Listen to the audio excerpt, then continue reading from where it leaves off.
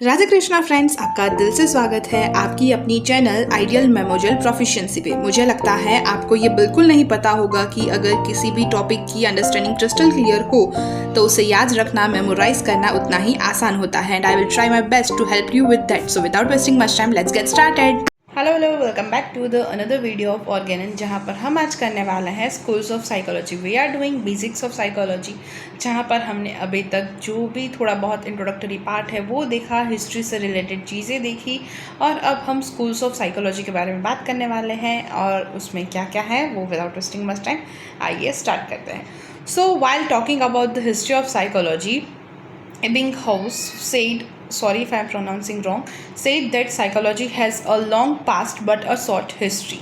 Psychology के बारे में ये जो इबिंगहॉस है, उन्होंने हिस्ट्री में ये बताया है कि साइकोलॉजी का पास्ट बड़ा लंबा रहा है लेकिन उसकी हिस्ट्री बहुत छोटी सी है, क्योंकि इसमें जो चेंजेस है वो बहुत कम है। हमने भी देखा हिस्ट्री में 4 पीरियड्स हैं: Greek period, pre modern era and what is its current situation.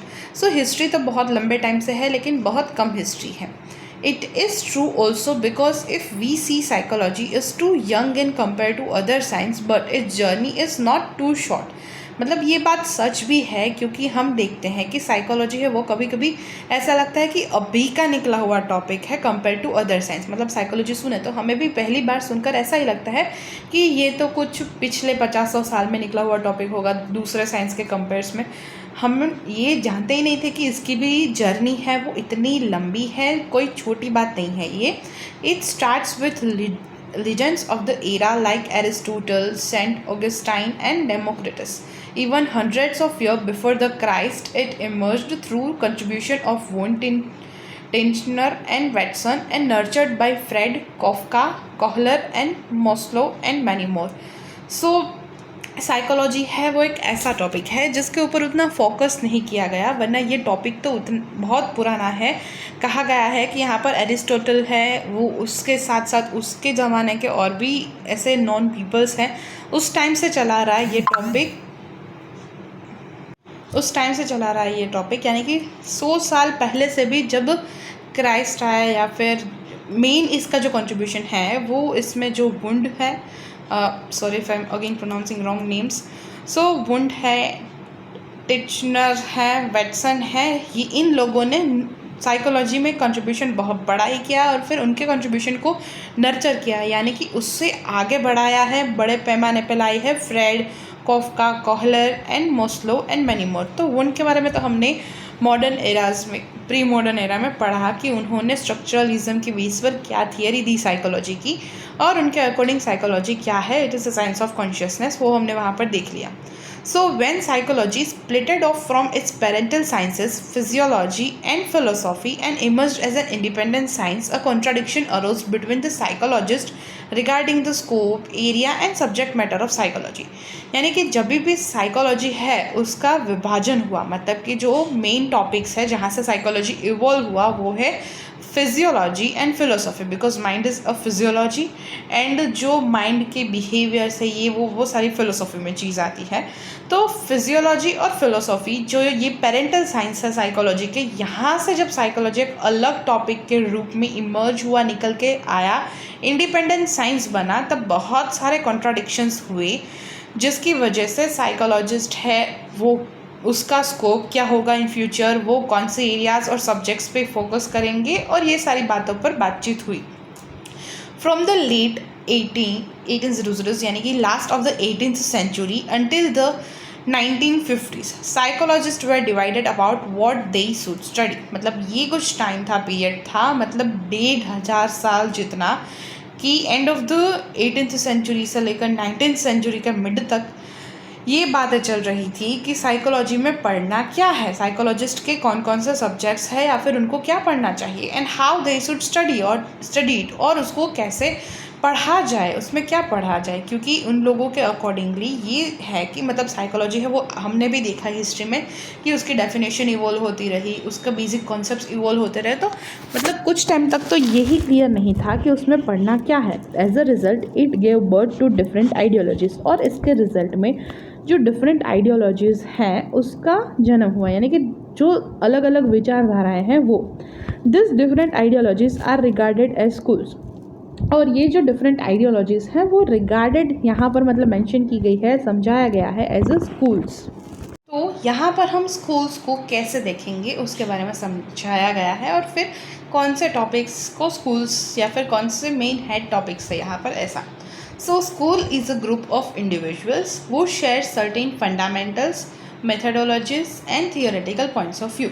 School यानी कि एक इंडिविजुअल्स का ग्रुप, मतलब साइकोलॉजी में क्या पढ़ना है ये डिसाइड नहीं हुआ था, तो फिर जो कुछ आइडियोलॉजीज़ थी, किसी की विचारधाराएं थी, उस विचारधाराओं के बेस पर ग्रुप बनाया गया इंडिविजुअल्स का, मतलब अलग पीपल्स का, जिसमें एक ग्रुप के अकॉर्डिंग कुछ फंडामेंटल्स थी, उसकी कुछ अलग मैथडोलॉजीज थी और कुछ अलग थियोरेटिकल पॉइंट ऑफ व्यू थे, दूसरे ग्रुप के कुछ अलग, और इस तरीके से different schools are there. So main schools जो थी वो ये 6 हैं। First one is structuralism, second one is functionalism, third one is psychoanalysis, fourth one is gestalt psychology, fifth one is behaviourism and sixth one is humanistic psychology. हम इसमें से एक एक टॉपिक को एक एक वीडियो में कवर करेंगे। सो आज हम करने वाले हैं स्ट्रक्चरलिज्म को। स्ट्रक्चरलिज्म सबसे पहले तो क्या है और कब ये आया, तो 1875 से लेकर 1930 के बीच में ये आया। The first formal school of thought in psychology aimed at analysis the basic elements or structure of conscious mental experience। तो सबसे पहले जो हमने प्री मॉडर्न एरा में देखा कि जो विलियम वुंड थे उन्होंने ये थियरी दी थी सबसे पहले स्ट्रक्चरलिज्म की। तो स्ट्रक्चरलिज्म यानी कि एक ऐसा फॉर्मेट, एक ऐसी सोच, स्कूल मीन्स यहाँ पर आपको ऐसा समझना है कि ग्रुप ऑफ थिंकिंग। तो यहाँ पर एक ऐसी सोच के बारे में स्ट्रक्चरलिज्म में बताया गया है कि जो सबसे पहले इवॉल्व हुई थी, जो मानी जा सके ऐसी थी, वो थी स्ट्रक्चरलिज्म की। तो विलियम वुंड ने बताया था कि उन्होंने फर्स्ट लेबोरेटरी जो एस्टैब्लिश की थी लिप्जिग जर्मनी में, उन्होंने different conscious experience of the human beings पे स्टडी की थी, और उन्होंने बताया कि साइकोलॉजी क्या है, it is a study of conscious events, मतलब जो हम कॉन्शियसनेस में करते हैं उस टाइम समय की सारी चीज़ें। तो फिर कुछ एलिमेंट्स होते हैं बेसिक, उसकी बेसिक एलिमेंट्स के बेस पर कुछ स्ट्रक्चर्स होते हैं, कुछ मेंटल प्रोसेसेस होती है, और ये सारी भी बातें, यानी कि एक स्ट्रक्चर इज़ अ थिंग जो मतलब बेसिक होता है।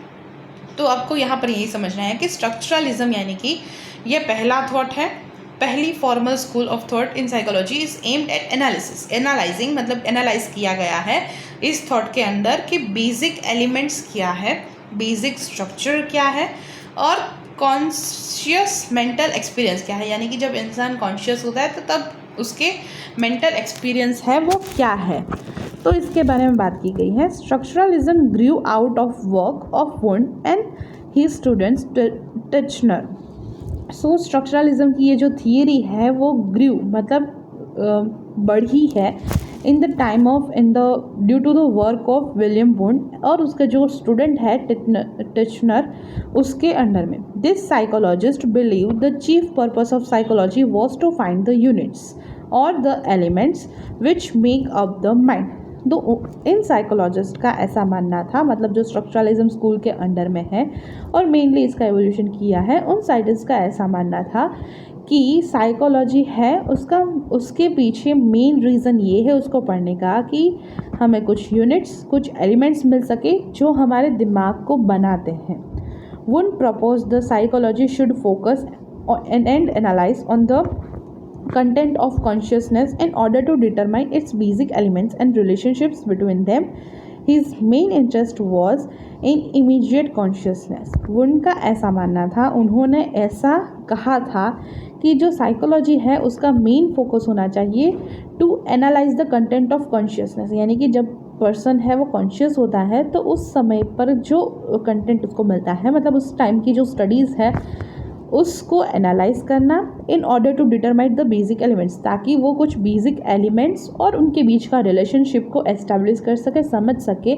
और इसीलिए जो उसका मेन इंटरेस्ट था वो भी था इमीडिएट कॉन्शियसनेस, मतलब जो कॉन्शियसनेस, इमीडिएट कॉन्शियसनेस है जिसको आप अभी फील करते हो, देखते हो, मतलब कॉन्शियसनेस तो आप समझते हो ना। सो इमीडिएट कॉन्शियसनेस ही उनका मेन टॉपिक था। यानी कि अभी समझे हम इन सिंपल वर्ड्स, मुझे जितना समझ में आया उसको मैं एक सिंपल एग्जाम्पल में अगर आपको बताऊं, तो जैसे हमारे अलग अलग बिहेवियर्स होते हैं, हम उसके बेसिस पर ही समझते हैं कि एंगर है, हैप्पीनेस है, सैडनेस है, या फिर कुछ भी। तो ये सारी चीज़ें हम जब सोते हैं तब ना हमें गुस्सा फील होता है, ना हैप्पीनेस, ना सैडनेस, मतलब वो पहले और बाद की बात है। तो जो इमीडिएट कॉन्शियसनेस है, जो आपका इमीडिएट रिस्पॉन्स होता है, रिएक्शन होता है टुवर्ड्स एनीथिंग, तो मुझे ऐसा लगता है कि ये उनका मेन टॉपिक था। तो इसको समझने के लिए उन्होंने कॉन्शियसनेस में पर्सन क्या करता है, उसका क्या एक्सपीरियंस है, उसके बेसिस पर क्या एलिमेंट्स और क्या उसका रिलेशनशिप्स है, ये समझने की कोशिश की। और यही उनका मेन इंटरेस्ट है, यही उनका मेन टॉपिक है to study. Both Titchener and Wundt तो thought that immediate consciousness has great importance to understand mind, और इन दोनों के अकॉर्डिंग उनको ऐसा लगता था कि जो इमीडिएट कॉन्शियसनेस है वो बहुत ही ज़्यादा ज़रूरी है ताकि बहुत अच्छे से माइंड को समझा जा सके। तो उसके लिए ये बेसिक चीज़ है, इसको समझना पड़ेगा। And this experience of immediate consciousness is like experience of awareness. मैंने जैसे बताया कि ये जो एक्सपीरियंस है इमीडिएट कॉन्शियसनेस का, वो ऐसा है कि लाइक एक्सपीरियंस ऑफ अवेयरनेस, कि जब पर्सन अवेयर होता है तो उसका क्या क्या एक्सपीरियंस है, ये वही चीज़ है। तो क्या कि experience of immediate consciousness is like experience of awareness, और we can say that awareness is a part of immediate consciousness. या फिर हम ऐसा भी बता सकते हैं कि जो अवेयरनेस है वो वही एक पार्ट है इमीडिएट कॉन्शियसनेस का। तो इमीडिएट कॉन्शियसनेस मतलब मैंने बताया कि जो हमारा रिएक्शन होता है जब हम सतर्क होते हैं, तब हम जिस तरीके से रिएक्ट करते हैं, is what immediate consciousness is, यानी कि एक्सपीरियंस ऑफ अवेयरनेस। तो जब अवेयरनेस है तभी कॉन्शियसनेस है। तो हम एक तरीके से ऐसा भी बोल सकते हैं कि अवेयरनेस भी एक पार्ट है इमीडिएट कॉन्शियसनेस का। And for this the method was used was introspection. So इसके लिए जो मेथड यूज़ की गई वो है इंट्रोस्पेक्शन। यानी कि ये क्या है इंट्रोस्पेक्शन? इंट्रोस्पेक्ट मतलब कि एनालाइज करना एक तरीके से, मतलब आप किसी भी चीज़ को देख रहे हो, समझ रहे हो, उसको एग्जामिन कर रहे हो, फिर अपना जो पॉइंट ऑफ व्यू है वो रख रहे हो। तो ये सारी चीज़ इमीडिएट कॉन्शियसनेस को अगर आप समझना है तो इंट्रोस्पेक्शन इज़ उसकी मेथड, मतलब समझने के लिए। तो इंट्रोस्पेक्शन यानी कि एनालाइज करना, एक सिंपल वर्ड्स में बोलो तो कि किसी भी पर्सन को आप एनालाइज करते हो। तो for introspection we need a subject, मतलब इंट्रोस्पेक्शन के लिए सबसे पहले हमें एक सब्जेक्ट चाहिए। सब्जेक्ट हियर मीन्स कि जैसा कि हम बोलते हैं subjective symptom, objective symptom, subjective symptoms are the symptoms which are related to subject, mean subject is a person.